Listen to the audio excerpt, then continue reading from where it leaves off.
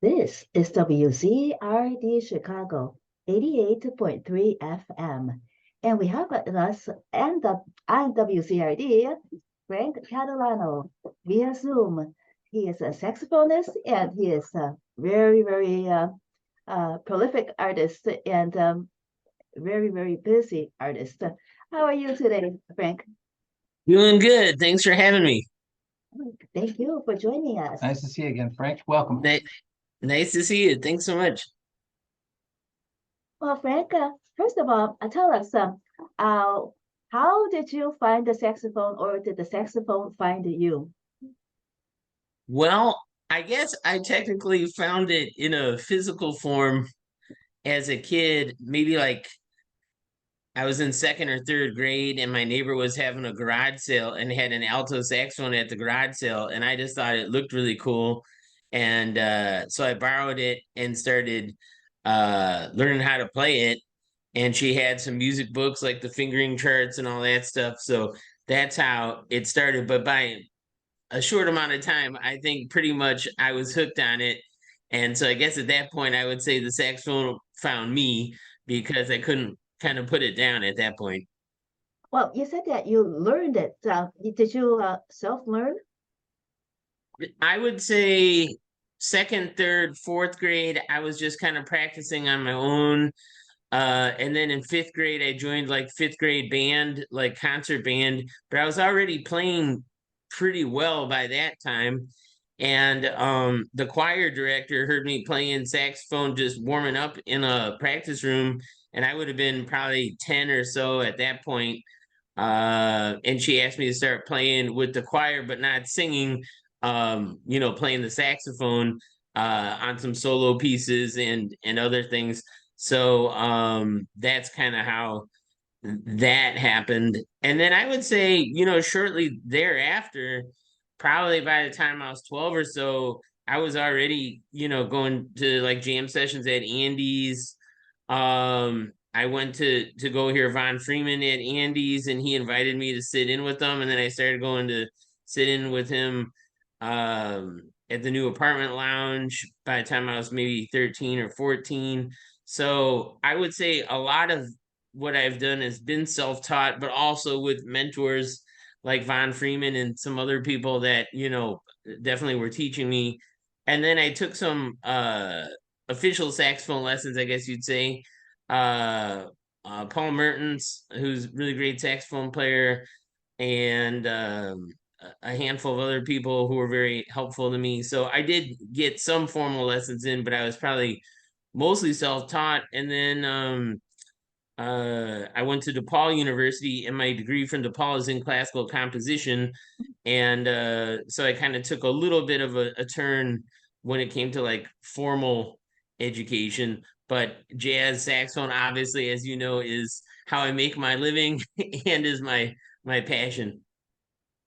Well, you were so young and you had such great mentors, but how did you connect with those mentors, like in the first place? Well, that's a good question. It's way before the internet, so I literally would have to just walk up to them and say hi. And almost every time everybody was so nice. I remember I was probably about 12 and I was playing at Elgin Community College, a clinic that drummer Louis Belson was doing. And Louis Bellson, was very famous drummer, had been in Duke Ellington's band, Count Basie's band, and his wife was Pearl Bailey, very famous singer. And he had just asked, is there any saxophone players or trumpet players in the audience that would like to come up and play? Because he had his rhythm section with him, but he didn't have any horn players, and nobody wanted to. So I said I would, and I knew all the songs that he wanted to play. It was a lot of Duke Ellington features like Cottontail and it's just we had a great time. So he asked me for my phone number, and he thought I was, since it was like a college, he thought maybe I was like, 18, 19, but I was only like 12. So he's like, well, when you turn 16, I'm gonna start hiring you. And he said he was 16 when he started playing with Benny Goodman. And we kept in touch. And sure enough, about the time I was 15, 16, like a sophomore in high school, he started hiring me. So, and introduced me to Tony Bennett and a lot of his famous friends that then started hiring me as well. So it really was just me going up to, Von Freeman and Louis Belson and, all these people and just introducing myself. And I think because I was so young, they either thought that this was just going to be a train wreck and, and really bad, or why not? And luckily they seemed to like me and kept being friends and mentors to me, and kept hiring me, because that's something that people don't talk about a lot. Like, my mom did not want me to be a saxophone player because it's very hard to make a living as a musician, and she's like, oh wow, this is going to be very difficult. And I was getting good grades, so she was thinking like I should try to be a doctor or a lawyer or something. And neither of my parents even finished high school, so she was like, wow, this saxophone thing probably is going to be bad news. You should pursue something more academic. And and she's not wrong in a way, because it is very difficult to make a living, but I'm glad that I toughed it out. And I didn't realize at the time, in addition to giving me information and being friends, that these mentors I had were also um making it so that I would have a viable career that I could, earn a living from, because they were introducing me to so many people and I was already playing at a lot of venues with them. So it was a real blessing for sure in that whole way. Because it's great, obviously, to have the knowledge passed on and be the best player you can be. But then also there's the other aspect of having enough concerts and gigs and all that stuff. I heard a story recently about a young Frank Catalano going to the bop shop in Wicker Park. Oh yeah. Very, very too young. Yeah. Well, I was probably 12, and the owner, Kate, was always so awesome to me. And sitting in with, for sure, Von Freeman, but playing with Charles Erland and other people. Yeah, I was definitely in high school when that was all going on. So And, technically I would have been at most of these venues underage. So I don't know if that would even happen in the same way in current times. But going back over 30 years now, when this was all taking place, most people were friendly, and I didn't do anything to get in any trouble. It wasn't like I was trying to sneak drinks from anybody or anything. So I just showed up with my saxophone and did some playing, and always had a really good time and learned a lot. have you always had this drive? You've been going since 12, maybe younger. We met over at the main stage for your record release party for Love Supreme Collective, and you're all over the world, worldwide recording artists. How do you keep your passion and drive? I'm sure sometimes it falters. Yeah, definitely. In fact, I would say, like, a lot of people coming out of COVID all had their stories about how, since there was no gigs, that they wrote like 100 albums and all did all this stuff.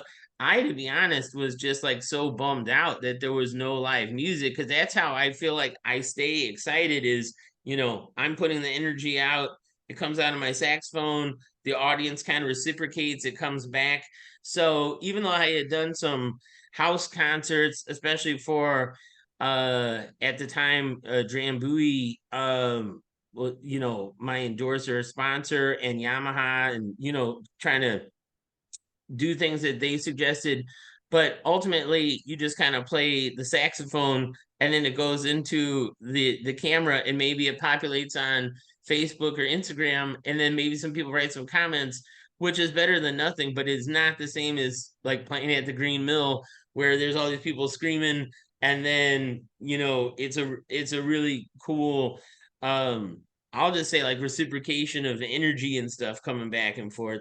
So I didn't at all feel creative during that time.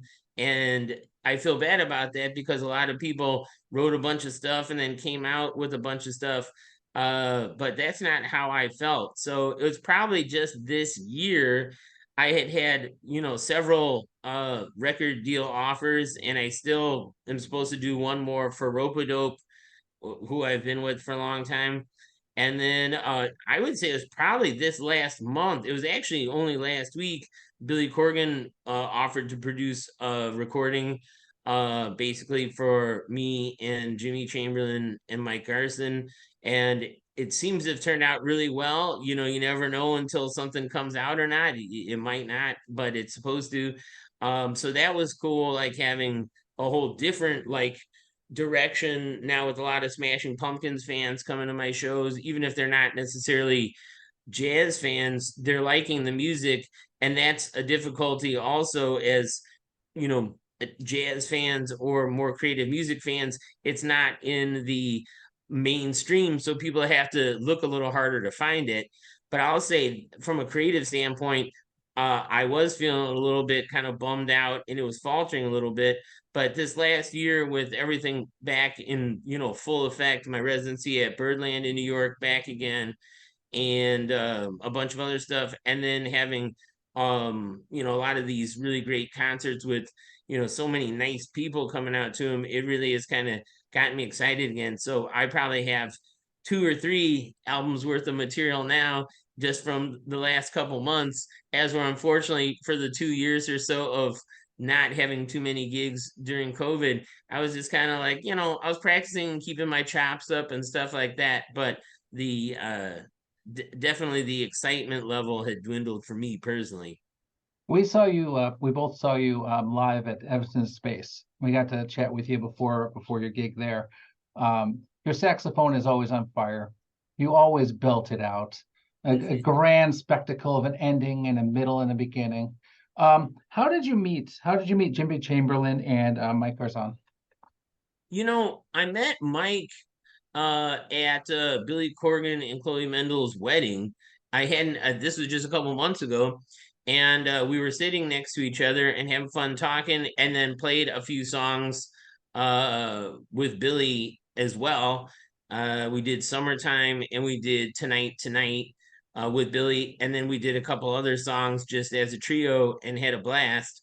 So then it was like maybe a week or two later that Billy and Jimmy were like, hey, we're going to put together like a live recording session. Billy had asked me about it last year. I did the Highland Park fundraiser concert. And then I also did, it was really after I played the Hollywood Bowl with them like last November.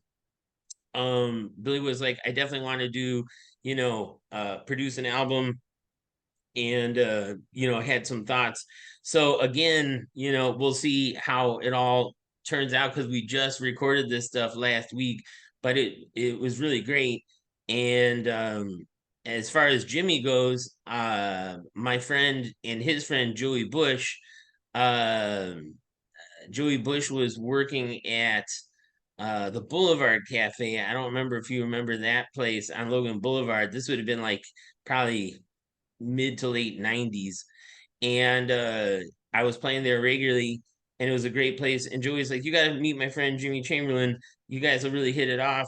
And Jimmy did, you know, go to, you know, the jazz showcase to hear Louis Bellson, you know, when I'd be playing, or Barrett Deems, and listen to all the great drummers. So we hadn't really officially met, but we knew of each other. So I would say it was around the time the original incarnation of the Smashing Pumpkins was ending that I met Jimmy. And we started doing a bit of playing, you know, just at his house. I would go over, you know, maybe like every other week or so, and we became friends. And then we didn't really see each other much for about a decade. And then it was Joey's 50th birthday party. And this is about 10, 11, 12 years ago. And it was just basically me and my wife Sona, Joey and his wife Charmian, and Jimmy Chamberlin. It was just like the 5 of us having dinner. And I was supposed to do a duo album with Percy Jones, bassist. And then I called Jimmy the next day. I'm like, we were talking this whole time, and you know, he wasn't playing much. He wasn't in the Smashing Pumpkins anymore, and he wasn't doing a lot of gigs. I'm like, well, bro, you should like play on this and we should make it a trio. And he's like, sure, I'd love to. So that's how Love Supreme Collective was born, because we started putting it together there. And then we added, you know, some other special guests. And about a year and a half after that is when it actually came out on Rope-A-Dope Records, and, you know, was #1 on most of the, you know, sales charts and iTunes and Billboard and all that stuff. So it did really well for us, and then we've just kept it going. Well, you mentioned earlier that you were self-taught, but there's the element of breath to learn playing the saxophone. Who taught you that? Well, again, going back to Elgin Community College, I was probably 14 or 15, and Maynard Ferguson and his band came to play. And I asked Maynard if I could sit in with him. And I was there when he was warming up, and he didn't have like a shirt on or anything. And he was like, "Hey, kid, regardless of instrument, you have to make sure to have proper breath support." And he was the one that was really talking about it. And I had moved from alto to tenor, and I felt like I had enough breath support, but that really like made me interested in really, really honing it. And I spent a lot of time talking to singers. Like when I was in Tony Bennett's band, I used to bug him about that, because singers, they have to kind of play in the same way as a saxophone player or wind instrument would, because you're using your breath.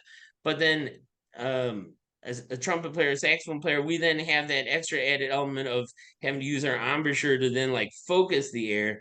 So I tried to learn as much as I could from trumpet players and singers as far as breath control. And then I tried to make sure that I was able to focus the airstream on the saxophone as like efficiently as possible. And Jody Espina, that makes my mouthpieces for Jody Jazz, his are really great because I'm not using a really big mouthpiece, even though my sound is really big. It's I would say more about like focusing the air so that it sounds big. But I know plenty of great players that if they play for 2 or 3 hours like a hard set, they're very winded and other stuff, as where that's never happened to me. So part of it is the breath support, but then I think like the second part of it is making sure that you're not only having a lot of breath support and kind of power with the airstream, but that it's being really focused and used efficiently. So kind of like if a car gets 30 miles to the gallon gas wise, or if it only gets like 8 miles to the gallon. If you have one of the 8 miles to the gallon type situations, you're gonna run out of gas pretty soon. So that's how I kind of think of it. Wow. And those mouthpieces, how long will they last you? Is it the same one for every instrument, or do you have to get different ones for different saxophones? That's a really good question. You have to have a different one for each um voice of the saxophone, like soprano, alto, tenor, barry. You have to have one that fits those. So you had to have a different one for each of those. But Jody came up with a really cool hard rubber mouthpiece that plays as powerfully as my gold one. And I used that at the Savannah, Georgia Jazz Festival. And he gave it to me like a couple of hours before. And normally I would take a long time to start breaking in a new mouthpiece. But I was like, okay. And there was, I don't know, like 50,000 people there. So I probably should have waited to use it on a less important gig, especially since it was televised and stuff. But it worked great, and I loved it. So there's the hard rubber one like that has a little bit more subtle sound. And then there's the metal one that I like to play, that it's brass and then gold plated, and it has a really unique way of using the airflow. It took me a couple months to get used to it, and this is maybe 15 years ago. And but ever since I've just loved it. And I would say years ago I used to play on a Gardala mouthpiece that Mike Brecker gave me, and those are great, and that's what he used to use. But they're soft metal, and if you play really hard like I do, they kind of wear out in about a year and a half. Now you can have them refaced and worked on and stuff, but they don't seem to really play quite the same. At least to me, others would probably argue with me about that, but so I would say like with Jody's for me, because I play really hard on them, they last about 2 years, and then the facing kind of starts flattening out from the way the reed hits it. And you either need to have it touched up and refaced or get another one. So in theory, most saxophone players probably could buy one of those and have it last them their whole lifetime if they don't play super hard. But if they are, you know, really playing, a lot of times the ends of the mouthpiece, like the facing, which is the front part, and the rails, which basically encapsulate the reed and what makes the seal with the reed, they kind of start wearing, and then you go to play and the mouthpiece is playing, but it's not sealing 100%, and then that bugs me. You could still play like that, but so I would say for them to be in their top form, they last about 2 years, and then they start kind of going downhill a little bit for me, as where somebody else, it might, they might last a lifetime. So, but for me, because I am hard on those, like the one that you saw me with at Space about a year and a half ago, is the one I'm currently playing, and I'll probably play that maybe another 6 months, and probably like during summertime, this summer, I'll probably end up swapping out to a new one, most likely. When you visited those jazz clubs as a youth, did you were you asked to play at the jazz clubs? Did you try? Were there any open mics back then, or volunteer sessions, or audience participation sessions that you were able to play at? I definitely went to a lot of jam sessions and always had fun at those. But most of the times, like with Charles Erlin, I was actually playing with Dave Bainey, the guitarist that was playing before, and Charles heard me play, and then I'm not exactly sure who his saxophone player was supposed to be, but they didn't show up. So then I'm like, oh, I would love to play with you. And he was like, okay. So I played the whole last set with him. I was only going to sit in like on a tune or two, but he had me play the whole last set, and then he asked for my card, and I was probably a senior in high school at the time, and yeah, I think he hired me for at least 500 gigs until he passed away in 1999, as well as a couple recordings and some other really great stuff. So I had started traveling very regularly with him, and then all those things usually, depending on your personality, I suppose, but they kind of lend themselves to other good things. And I remember playing with him at the Columbus, Ohio Jazz Festival, and the Hammond B3 organ player went out in the middle of my saxophone solo. So I just kept playing because he was yelling at me to keep playing. Like, okay. And the crowd liked it, but it really was like, a 10-minute solo saxophone thing, which is not what I was necessarily looking for. But then someone started screaming like in an excited way, and then like after the song was over, I looked back because I was like, man, this is weird, and it was Dave Sanborn. I think trying to also lend some encouragement, because there was like 20 or 30,000 people at this festival. It was like, in an arena, and then to have that type of stuff happen as a teenager, it is a weird thing. But I was always like, okay, let's go. And then I talked with Dave Sanborn for a bit after that, and he also, I would consider, even though I didn't get to spend as much time with him as say I did, Von Freeman or Randy Brecker, or but he was always super great guy. And then I was really happy that he was up for playing on the Bye Bye Blackbird album that I did a few years ago. And so you just never know who you're going to meet through these situations. And like during your live shows, you're playing all the time. I'm certain that anything could happen during a live show. Do you do Yep. a lot of improvisation? Do you? I would say, you know, there's the melody, obviously, but I don't always play the melodies the same way. And we have different endings for some of the same songs so that it doesn't always sound the same. Some songs we have specific endings for that I like, that I've kind of come up with. And that's partially the way Charles Erlin used to do it. It's partially the way Jimmy Smith used to do it. It's partially the way, Ray Brown Trio, Oscar Peterson, they would always have like cool endings. So to me, it got kind of instilled in me as a young person, largely playing with the Hammond B3 or organ players like, Charles, but also Dr. Lonnie Smith and Jimmy McGriff. I played on the last recording of Johnny Hammond Smith's before he passed away. So all those guys, they were really groove oriented, but they were also very specific about having certain riffs they'd play behind people's solos. They'd have certain endings in mind, which is kind of the opposite of, say, like, I don't know, like a McCoy Tyner type piano player, where those things aren't always as worked out. And I can't even say that for sure, because McCoy Tyner had tons of awesome arrangements with stuff that he did. But I try to change it up so that it has that kind of groove element in a lot of endings, but also so that we can stretch out and play. And so even if the audience has heard me, play that song on a CD or a vinyl or on the radio or live before, they don't know how it's going to turn out, because I don't know how it's going to turn out. I have the framework, but we're improvising the whole time. So I would say, if I had to narrow it down, about 80% of, all the solos and everything, that's all improvised.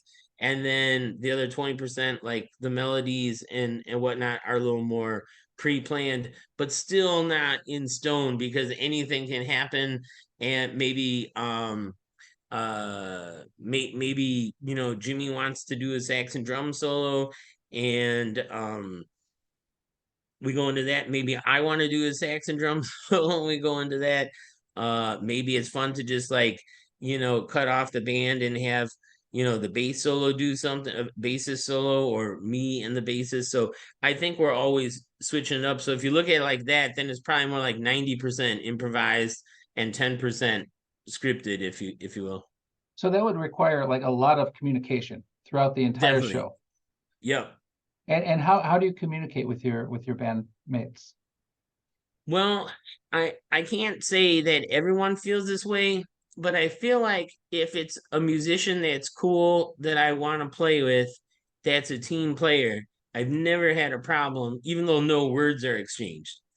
And everywhere I go, I mean, I've done whole tours of Japan where it's just me and I'm using local rhythm sections every night.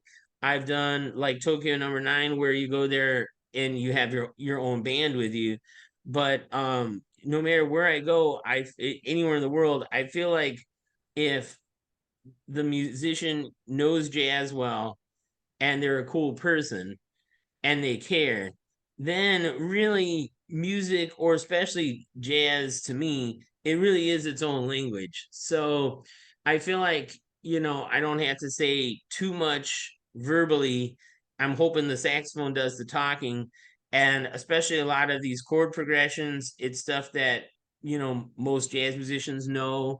So if I start going into one for an ending, like the Miles Davis Bye Bye Blackbird ending, where everyone's jamming out, I did for the first time in a long time, and they were reasonably well-known musicians. They had no idea of what I was looking for. So I had to then kind of spell it out, which surprised me, and then it was fine. But is the first time in a long time. And these musicians were older and more well-known than a lot of times when I'm playing with maybe some younger musicians that you would almost understand if they don't know these things. So that surprised me. But I think of all those things as like the jazz vocabulary. So I do feel like I'm communicating when I go into some of these things, chord change wise, because I feel it's stuff that people should know if they know the jazz language. So I don't do a lot of communicating, verbally, like I'm doing right now. I try to do it with the saxophone, and I try to do it with the lines I'm playing, and I'm trying to do it with the way I'm phrasing the melody. And I'm trying to let the music speak for itself. And usually when I do that, as long as all the musicians you're playing with, even if you haven't played with them much, if they're good musicians, there's very rarely an issue. And it's actually easier than if you do a bunch of rehearsing and you're trying to pre-plan stuff, because then somebody forgets what you were planning. Or a set list blows away if you're at an outside festival. So I think it's best to just kind of, steer the band with my saxophone, and it works 99% of the time. Every once in a while, there's a miscommunication, but it's pretty rare. So it's less of a nod and a look, more of communication with your saxophone. I think so. And because like if I'm starting to end a song, you know, most of the time I'll start slowing down a little bit, maybe a bar or two before, and then I'll make sure, let's say I'm playing impressions. We're playing fast, it's up tempo, bum, ba, ba, da, dum, ba, da, da, da, da, da, da, da, da. And then I'll go into a halftime thing a lot of times to end it, but then there's that little bit of variable where even slowing down a little bit more. And in this case, since it's in D minor for the tenor saxophone, E minor, I'll try to play something, I don't want to say overly simple because it's not necessarily simple, but something that is like a kind of like real like blatant deliberate thing for the rhythm section, like maybe, you know, the fifth of the chord. So like if I'm in E minor, my B, and then up to the root, and then everyone knows in the band like this is the ending. And then if I want to do something off of that, I can, but that kind of means like, okay, this is the ending. And again, out of probably thousands of times of playing that song, only once did it kind of not get read properly. And ironically, that was about 2 years ago at Birdland with Ravi Coltrane in the front row, and I was excited, and I wanted to play. The owner Gianni's like, "Oh, play a Coltrane song since Ravi's here to hear you." I'm like, "Okay, great." And then for whatever reason, the band like kept going. It worked out fine. I had to kind of reset where the ending was going to be, but I found that funny. So every once in a while, the communications, if in this case it was just everyone was so excited and playing so hard, they just wanted to keep going. So that was more of a friendly miscommunication than anything. But yeah. Do you still remember when, how old you were when the saxophone became second nature to you? Well, I feel very fortunate because I know some people have talked about this with me before, where I mean, I really, as probably like by the time I was in like my early to mid 20s, I'd be, you know, playing somewhere with somebody, get on a plane, go to the next town, which maybe then it's my gig, and then maybe come back to Chicago where I maybe, you know, was going to do the late night Wednesday at the Green Mill, not even bother going to sleep, drive up to College Lake County because I was teaching there for a few years. Come in, there was like, I would say between the time I was like 25 to 30, where if I got to sleep 2 nights a week, that was about it. So, which I'm now getting older and I cannot do that anymore. I had to pull an all-nighter last week and I'm still feeling not caught up sleep-wise. So I can't quite do it like I used to. But I feel like I was able to play at a high level. And many times I was extremely tired or maybe, you know, under the weather. I had had my finger cut off and put back on, and for a whole year I didn't even use my right middle finger because it was in a pin. Maybe not a whole year, but about 8 months. So there's like all this goofy stuff that's happened to me, but I kind of feel like saxophone, you know, for me was pretty much second nature at a certain point, and that's the only reason why I was able to get through it, because if I was having to like think about all this stuff, plus not getting sleep, plus worrying about a flight getting canceled, like just all the like kind of goofy stuff that goes on, I would be in big trouble. So I would say probably 25, I think I probably felt like, okay, um, you know, I had somebody like test me around that time to play like a high concert C, which is a high D on the saxophone. So it's like an octave above the palm key D. And somebody, you know, bet me quite a bit of money saying, I bet you can't do that 100 times in a row. And I'm like, I know I can because I've never missed it. So I did it, and I got like annoyed after I don't even know how many times, but he was finally like, okay, fine, enough, because it gets kind of annoying after the certain part. You know, you're not meant to do it that many times in a row. But I also knew like my lip was good. I think that's a thing too for musicians. Like I've already had hand injuries and some other stuff like that, and that's definitely a bad thing. But really the worst thing I think that can happen for a wind player, saxophone, flute, clarinet, trumpet, trombone, is if you have a problem with your lip, or if your lip gets out of shape, or if you have an injury. Because there are so many great players like Freddie Hubbard, like one of the world's greatest trumpet players ever, like on all my favorite old school Blue Note recordings. He had injured his lip pretty bad. And, after that happened, it never really recovered. And his ability to play at a high level kind of unfortunately ended. And that was, I think, about a decade before he passed away. So, you can still do some stuff, but if your lip is not 100%, then that means your whole embouchure and way you play the instrument. I'm not a good flute player, but I've had to, double on flute and clarinet, like for, some of Tony Bennett's recordings and album and things like that. I realized that it was impossible for me to try to keep my flute embouchure going, my clarinet embouchure going, and my saxophone embouchure going. And then the alto embouchure is a bit different than the tenor embouchure, which is a bit different than the soprano embouchure. So all that, so that it was around that time, like I was probably 25, 6, 7. I was like, okay, I just need to play the tenor most of the time and really just try to make sure to be a tenor player and kind of let the other stuff, you know, fall by the wayside, I guess, because it was getting too difficult to try to do everything. And it made my tenor playing extremely strong. And it made the other things like flute and clarinet very weak. So unless somebody is really in a pinch, I don't really pick them up anymore. But every once in a while I have a friend that says, "Oh, Frank, I really need you to come over here." The flute player, like, canceled the recording session, or like if it's a real pinch, I can get through some stuff. But you just start using different muscles. Like the tenor, for me, to be able to play powerfully, I have to have like my bottom lip really strong so that the reed, is not going to cut into my lip, but that my lip is still, soft enough so that I can subtone and also play some of the high screaming notes. And so it's a cool setup. If I had to be worrying about clarinet, which is a whole nother embouchure, and flute, I doubt I would be able to do those other things on the tenor quite as well. On the other hand, I love especially the flute.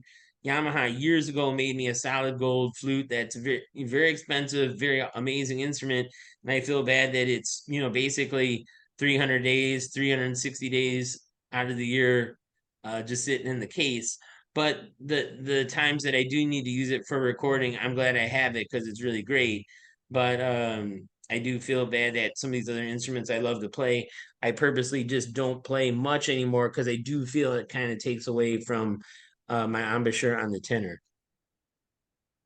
How do you maintain your health and stamina? That's a lot of playing, and it's such deep. You're using your whole body just to like maintain that flow. How do you maintain yourself? Well, that's a really good question because a lot of times I would just have like a bunch of Drambuie cocktails and get on stage and play and keep doing that and just not thinking about it. And now as I get a little bit older, I've kind of backed down that way of thinking about it, even though that is how Von Freeman, Phil Woods, most of my mentors, a lot of the times that's how they would do it. They'd have some drinks, get up on stage, have some more drinks. But now it's kind of like, I am getting a little bit older, so I am trying to like be really cautious about everything. And I actually have I've lost quite a bit of weight this year because I was just noticing I was basically just getting too fat. I I would say it was like last year when I did the Highland Park thing for Billy and Chloe. There's one song where I'm next to Perry Farrell, who's the leader of Jane's Addiction, and also came up with all the Lollapaloozas. And literally, like, it looks like he could hide behind one of my legs. So then I was like, okay, I gotta lose some weight. So this last year, I've dropped a bit of weight, and I think that has helped, because when I was younger, it didn't really matter. But now that I am getting a little bit older, just trying to make sure that, I'm feeling as physically fit as possible. And luckily, I've always been reasonably strong. And I'm not like somebody to go lifting weights a lot, but I have been more conscious of, making sure to get some proper exercise in, and talking to some different people, not doing anything too crazy, but just making sure that I'm feeling like my body and everything is flowing well. Because for sure, the way I play, you do have this heavy instrument, and then it's, depending on the situation, if it's a recording session, I can play more reserved and make sure to be in the microphone and not move. But when I'm excited and I just feel the energy from everybody, I just feel like moving. So nothing is pre-planned. It's just kind of whatever is going on. But I know even my wife, who does like a lot of yoga and Pilates, she's like, well, the way that you're moving and bending, I can't believe like you're not having back problems or something. It's just like, no, I mean, it's just my body feels like doing this. So I think because of that, I'm fortunate. But I have made it a point this last year to lose some weight, and I have made it a point to eat a lot more healthy. I would say maybe I eat red meat once a week now, as where I think a good part of my life I was having, sometimes whatever's available, because when you're traveling and stuff, sometimes it's like whatever's around. But I was probably having hamburgers, steak, some type of red meat, probably 5, 6, maybe even 7 times a week. And it just, I think, got to be too much. So once or twice a week for me, I feel strong, I feel healthy without overdoing it.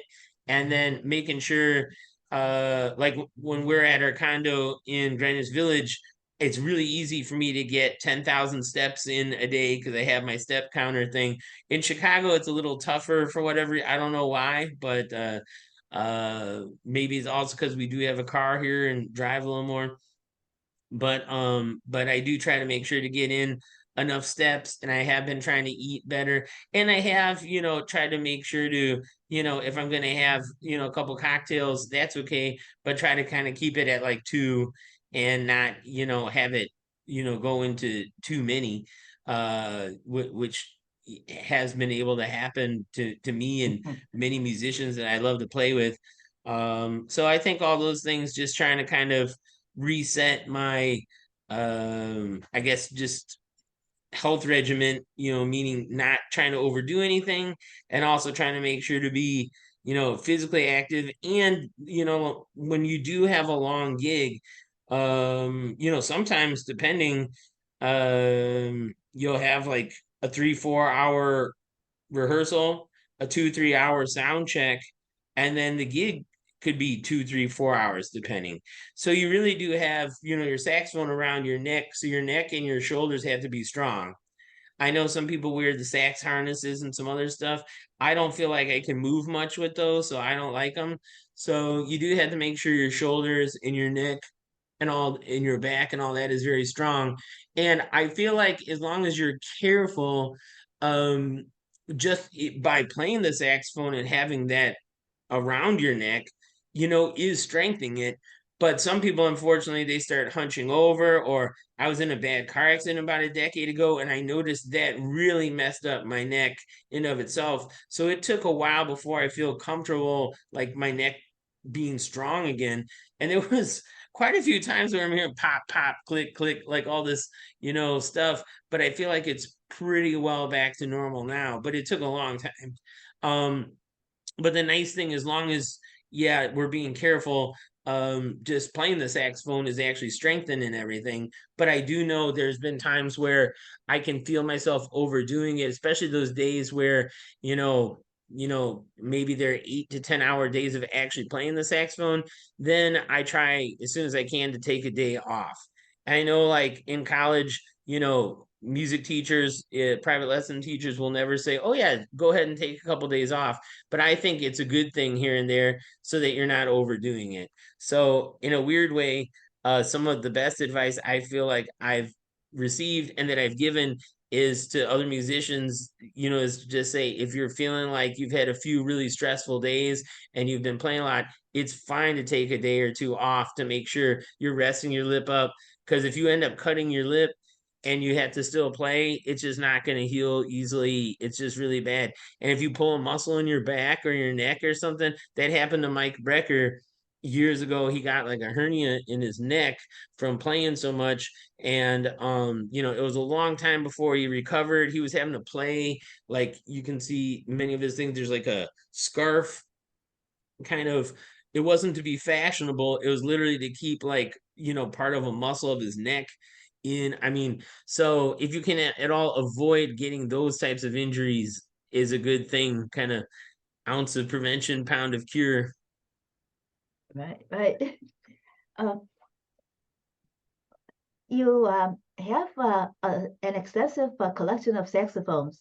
How do you choose which one to get? And do you tailor different saxophones for different kinds of performances? That's a great question.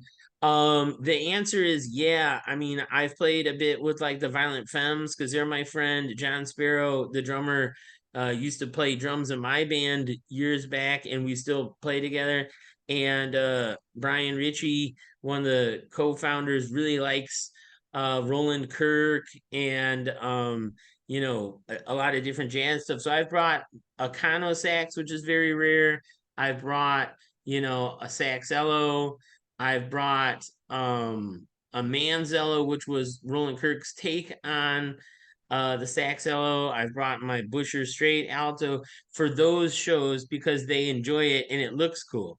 I have the contrabass saxophone, which is over 7 feet tall, that I can bring out on some specialty things.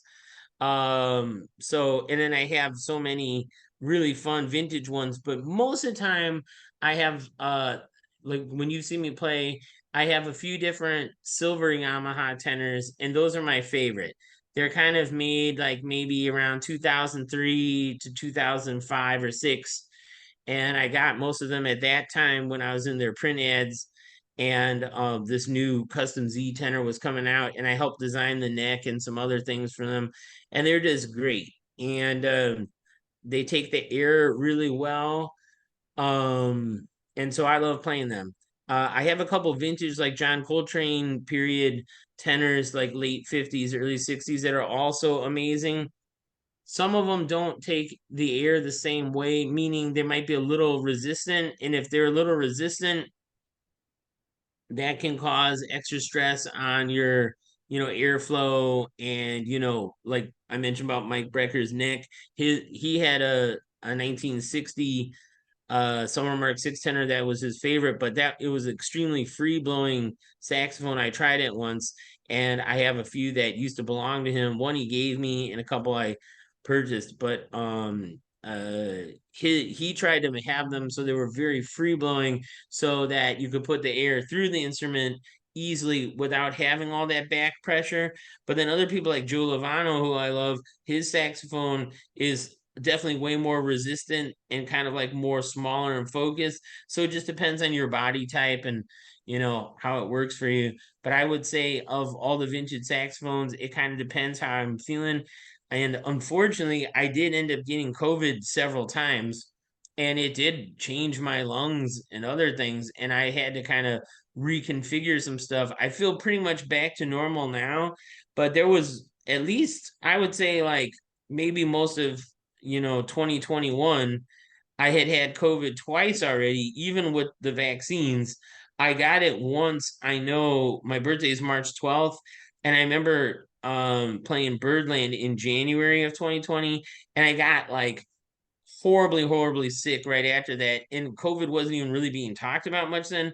So I know I had it at that point, although I couldn't prove it because I didn't have a test, but it definitely, was. And then early 2021, I had it, and of course got tested and everything, and had it really bad. So I would say like most of 2021, I was playing saxophones that were vintage, that were much smaller, and they worked better for me because I was like huffing and puffing on some of the other ones. So I was glad that I had some of these vintage ones and other ones because I was able to try out ones that were working for me and my body at the time. And then now I'm thankful that I feel like my Airstream is back to 100%. So now I can go back to playing the ones that I like, because that had happened to me years ago when I'd only have one or two instruments. And then it's like you sell one because you're like, oh, it's just not working for me as well anymore. And then like you start, playing on another one, and then you're like, oh, it's not playing as well anymore. And then you go back to trying the one you sold to a student or a friend, and you're going like, oh man, why did I sell this? Because this is the one that I like more. So it is nice having a bunch of them. Probably planning to do some type of documentary and kind of cataloging all of my vintage ones. And then I'm guessing probably in a decade or so, maybe I'll start selling them because I don't need as many as I have. And I'm kind of just being in love with the saxophone. When a cool one comes up that I think I might want to use on something, I try to get it if I can. But probably at this point don't need any more.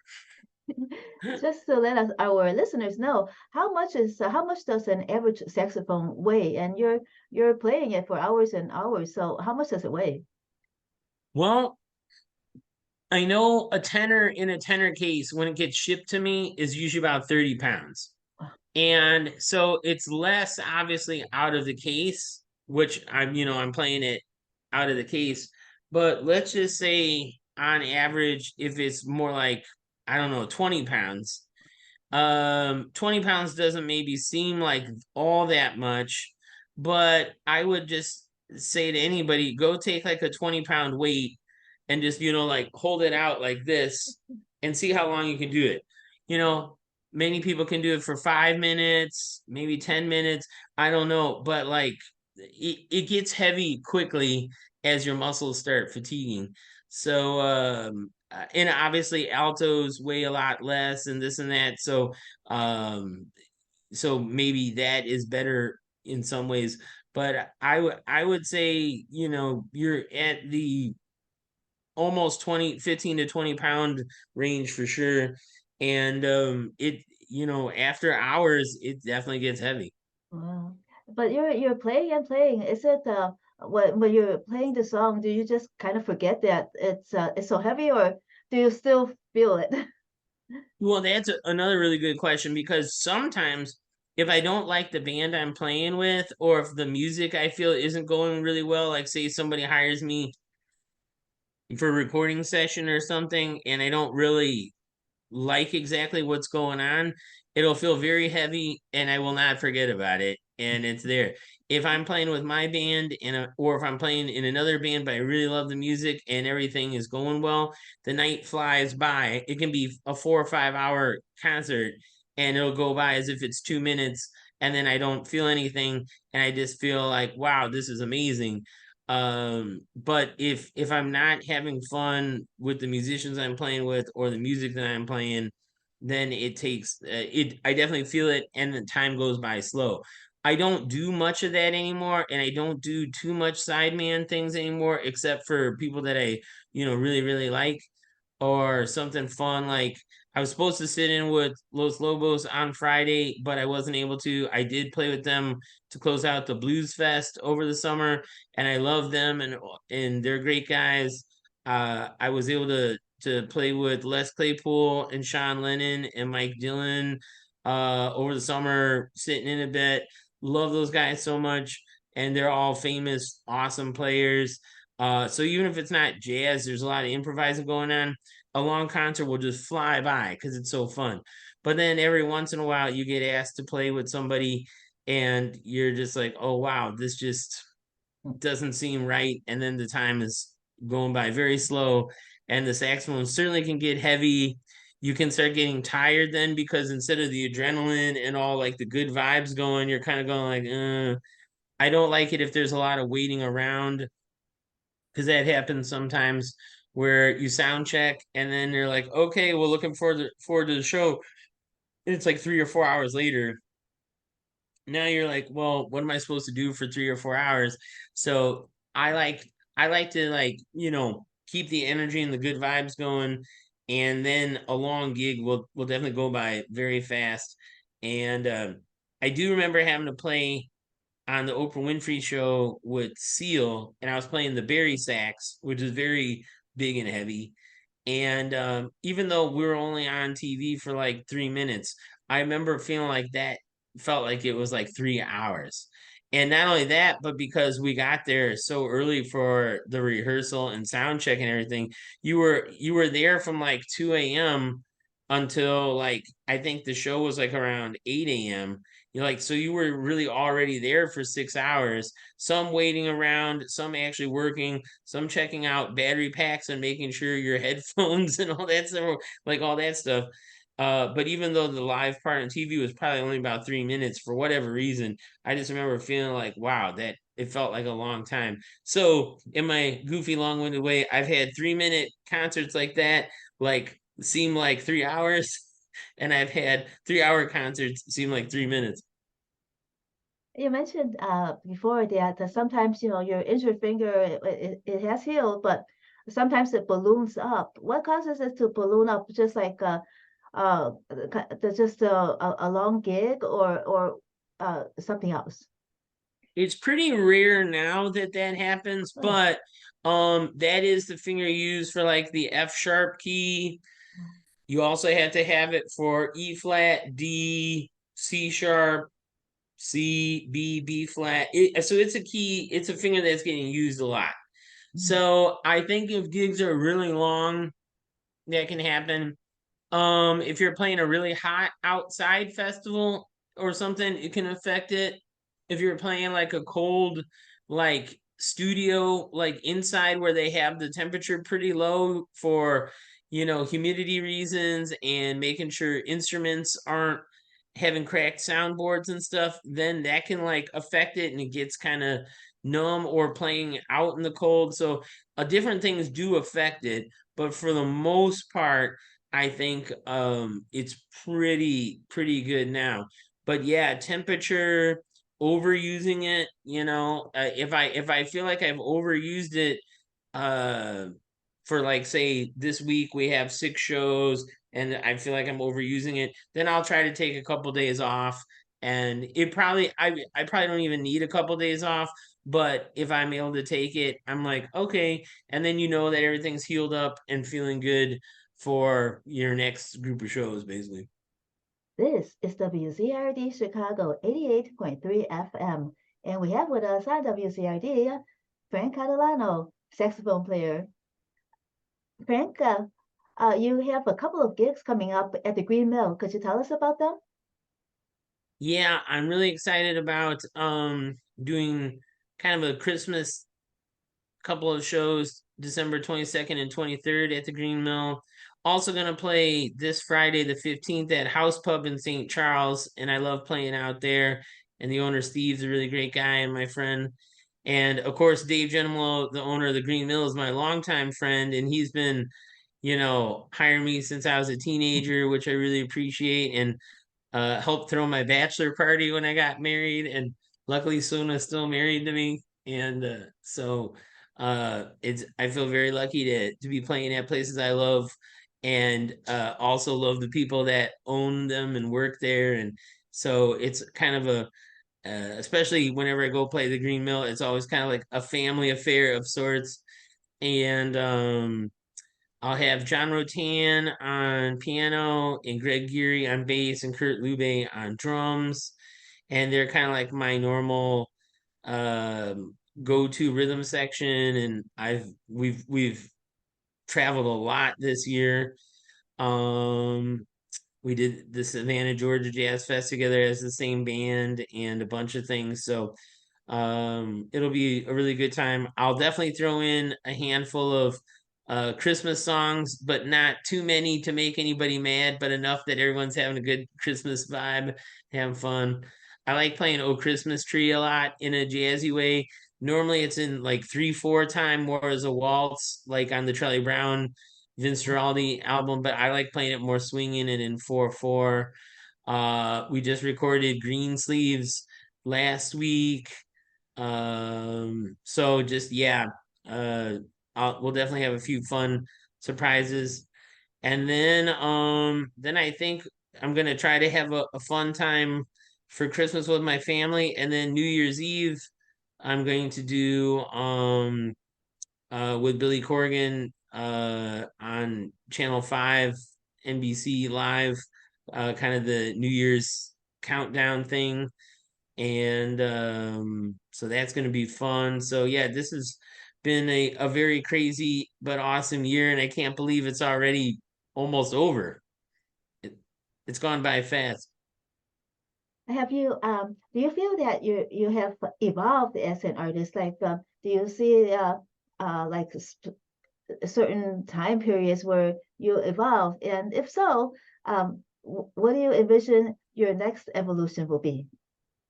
Well, that's also a really awesome question. I feel like I'm kind of going through one now because I feel like every few years something else kind of gets in my head. Like I patented this keyboard device years ago and I was doing a lot more electronic music, and then like I got back into more like straight ahead bebop jazz, as far as like that was what I was hearing in my head. And I was playing all the Charlie Parker transcriptions again, and they interviewed me for the Charlie Parker Savoy box set because I used to be on Savoy and all this stuff.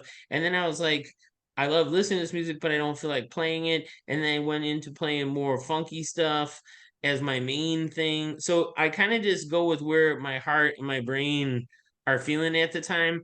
And I feel like I go into like a bunch of like kind of 2 year spurts. I can't say that that's for sure, the way, but like that seems to be what happens. So I feel like because of some of the COVID downtime, instead of going into my next spurt, I was just kind of like bummed out and not really feeling like doing much. So I feel like now, like this year, I feel like I'm kind of going into a different whatever, and it's very much more uh a little bit like I heard somebody call it R&B bluesy vibe, because this was one of the solos I did with the Smashing Pumpkins. I wasn't thinking of it as being blues or R&B. I was thinking of it as jazz. But then I realized if somebody doesn't know jazz well, to them this would have been, and it kind of like I just found it very interesting, because what I was naturally playing was maybe a little bit more on the bluesy soul side of where I might normally be. And then I kind of felt like, for whatever reason, and I might be playing slightly more minimalist than I normally would when it comes to melodies. So I was just kind of practicing and just like listening to myself, and I recorded it.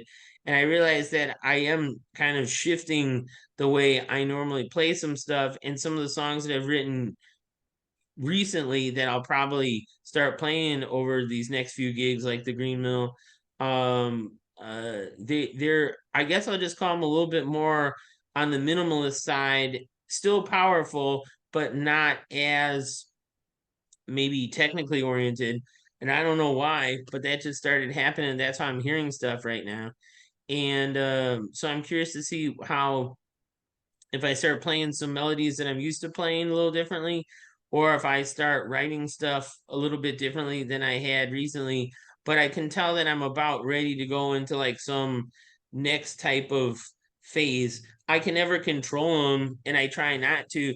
I actually, not thinking back, I tried to like control them like in my 20s, because I got signed to a pretty big record deal for a division of Warner Brothers, and they wanted stuff like I had done for some of my earlier Delmark albums. And I'm like, wow, well, I'm just not even that player anymore. And they're like, oh, but it's only been 5 years, and they had a few things that they particularly liked. And I'm like, well, I just remember thinking at the time, like, I don't even think Jimi Hendrix's solo career lasted 5 years. It might have been like, 3 or 4 years when you think about it. So I kind of said to the guy, and granted, I was like 25 at the time. I'm like, 5 years is a long time. Because if you think about it, if every day you're hearing new music, if every day you're hearing just sounds around you, if every day you're hearing, if you have Netflix on now, but Netflix wasn't even around then, but Netflix on now, and you hear like a background, like say piano part as a scene is transitioning. Well, it might just be background music, but maybe there'll be something about it that really sticks in your head and you hear. So I think basically if a musician isn't kind of constantly evolving, but also slightly transitioning in the way that they play, even if it's subtly, then I think they're probably not really listening a lot or growing. And the problem is, once you get to the point where you're happy with your career and then people are hiring you based on what they think you're going to sound like, and then you change up your way of playing a little bit, then I've had some people get mad at me because I think, especially now, I probably have a lot more later John Coltrane vibe going on in my playing than I did, 15 years ago, let's say. But I actually had quite a bit of that in my playing, like when I was a teenager, when I'm listening back to old stuff. So it's kind of like I had one characteristic and then it kind of went away, but then kind of came back. And it's not anything that I'm focusing on or intentional. It's just kind of happening. And then there are some things that I'm focusing on, like maybe the way that I'm bending some notes or the way that I'm, making some notes sound, whether it's raspier or cleaner. So there's some like very specific things too.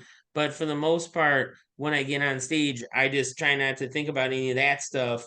Because if you start thinking about it, you're probably gonna second guess yourself or accidentally psych yourself out. But it is interesting. I would say for me, every 2 years, I kind of usually go through a little bit of a change. And then it's maybe like a year or two of it kind of like resonating. And then maybe another year or two change. So based on that logic, since I've been playing now for almost 40 years, I guess that would be like, 10 to 20 kind of what I would call evolutions of sorts.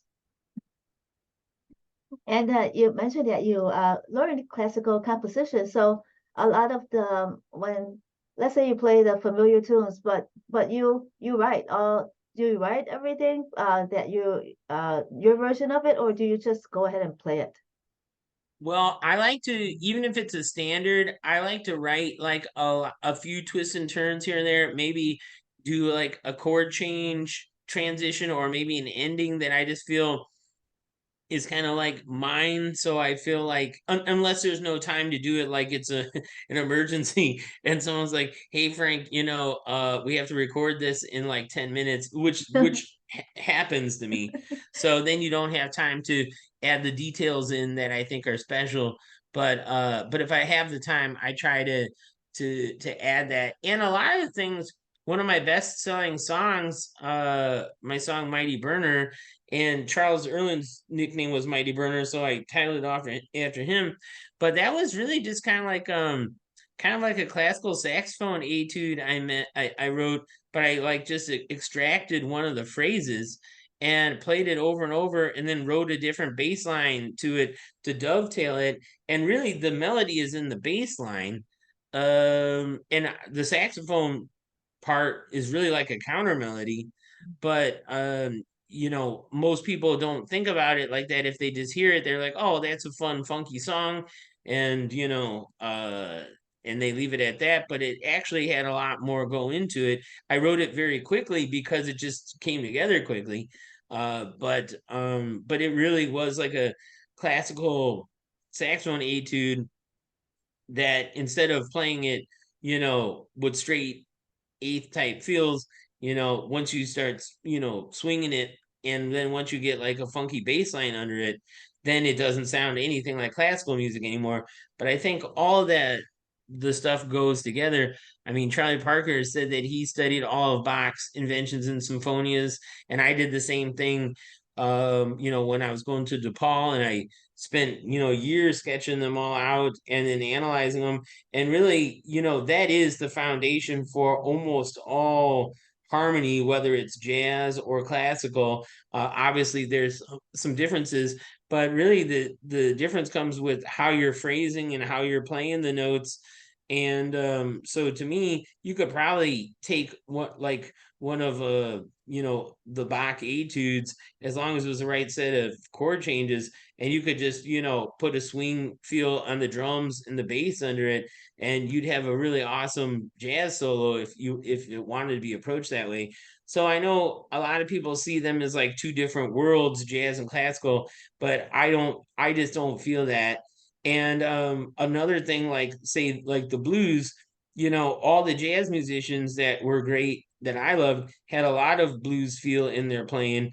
For sure, Charlie Parker, but Von Freeman, everybody.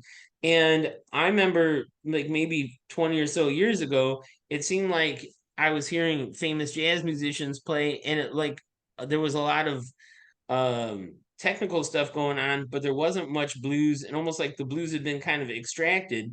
And I heard this, or I read this Greg Osby interview where he was like saying most of the old school players, if you don't have a bit of blues in your playing, they would kind of dismiss you. Well, that generation of people have now passed away. So I'm also trying to make it a point in my mind to not lose that element of my playing, which I've always liked. And I'm glad. I feel like it started going away a little bit, like not intentionally, but then it's been coming back. So I kind of feel like elements of the blues, but for sure jazz and classical from a harmony standpoint, you can do so much with those styles. It would probably take like 10 lifetimes to really evolve through all that. And how did you meet your artist, the artist that did your album covers, Tony Fitzpatrick? Oh, well, Tony is one of my very, very, very best friends, and he had his art studio basically about 2 blocks from my house in Bucktown. And he'd come to the Green Mill though and see me a bit, and we just kind of over a period of many years became friends. And I would stop in and watch him draw, and just had a great time. And always, whenever I'd be hanging out with him, all these famous people would stop in, and he knows everybody, and just always had like just a really great time. And I love what he does. And it meant a lot to me, where he basically one day he was kind of acting like he was mad at me. He's like, well, why haven't you asked me to do an album cover for you yet? And I'm like, oh, well, I didn't know if you'd be up for it, or if I could afford it, or what, because I know his pieces go for lots and lots of money. And he's like, well, ask me next time. And I was like, okay. And he's like, well, you should ask me now, actually. I'm like, hey, Tony, will you do my next? And he's like, yeah. And that became the Love Supreme Collective album cover. And then you And had 4 albums with him on it. I'm trying to think. Those 4 with Jimmy, and then also Live at Birdland, which is new, is really cool. And I have the original one of those too. So I guess like 5 technically, and hopefully 5 and counting. So hopefully he's up for doing the next one as well. It's a great style. It complements your music. It's very attractive cover, attention getting, real work of art. When we're all over the city, and when we travel down the Blue Line over at Milwaukee and Division, there are 2 of his pieces on display there. And I said, hey, wait a second, you got to check this out. This is Frank Catalano's guy, his artist from Love Supreme Collective and the other albums. And she's like, really? And I showed her the record you gave me. You gave me that record at the signing. And it's really something. It's really attention getting, and it's memorable. It will stick in my mind forever. The robot, so cool. The robot guy, the birds, the woman. Did he just use his inspiration when he was creating your covers, or what do you know about that? Well, that's another great question, because I really feel also that his art and my music go really well together. And at times I've played him some stuff from albums ahead of time, but many times not. And then sometimes I'll see something that he's working on and be like, oh, I really would like this for the next album. So it's kind of like a across of all that stuff. But yeah, I mean, I just love what he does, and I feel like for whatever reason, our arts, visual and music go well together. And he mentioned me in an interview not that long ago, and he basically said that I had said something to him kind of about how, when you're improvising, you can play one song, the same song, like 100 different ways, but it's still the same song. So, and he mentioned that in one particular interview. And then I realized where we were on the same page, because he'll do like a lot of series of, say, like, maybe I have one that I really love that is a koi fish. Well, he's done like probably 10 to 20 of them, but they're all different. Different color backgrounds, different details, the image is different, the surrounding images are different. And also, like, when it comes to the birds, he's done so many birds, but a lot of times there are specific types of ones, but they all look different. So to me, that's kind of like almost a bigger challenge, because if you're going to just paint one type of thing one time, or if I'm only going to play Bye Bye Blackbird once, well, I'm not saying that that's easy, because it's not easy, but you could just do it once, and you're never going to be repeating yourself. You're never going to have to change anything up. But I think like the real art comes in when, how can you do something that different every time and special every time with a song that you've played a lot of times. And to me, the answer is, if it's a song that I really love, and I'm sure for Tony, if it's an image or a theme that he really loves, then you're pretty inspired. And every time it's going to be different, but it's going to be good. And unlike maybe some bands that try to play it exactly the same every time, I embrace the idea of like making sure it's different. And I feel like that's like a really interesting thing that me and him both share. But I know some visual artists that I really respect, but they do not have that same thought. Like, they'll paint this one subject matter one time and that's done. Or maybe they'll make a series, like lithographs, posters of the real image, or the original image, I should say, and then like a series off of it, but it's like just that. But to like make tons of different, you know, and the one that keeps coming to my mind is the actual koi fish, because they're so pretty. And I have one here. I'll show you real quick.